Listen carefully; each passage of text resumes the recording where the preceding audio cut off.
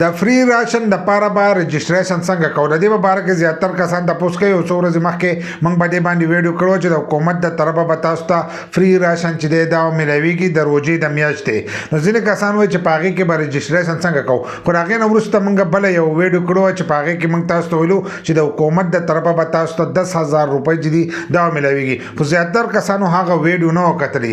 نو کومو کسانو چې هغه ویډیو نه و کتلی نو هغو بار بار په زړه ویډیو دا کمنټس کوو چې موږ به د فری راشن دپاره رجسټریشن څنګه کوو. نو دې ځل چې دی تاسو ته به 10,000 روپۍ چې دي دا به د حکومت د طرفه میلاویږي، فری راشن به نه میلاویږي. لکه څنګه تېر شوی پیره نه او بله پیره چې کوم د پی ډي ایم حکومت و نو په هغې کې فری آټا سکیم چې دی هغه شروع شو او په ټول ملک کې چې دی فری آټا یې ورکوله.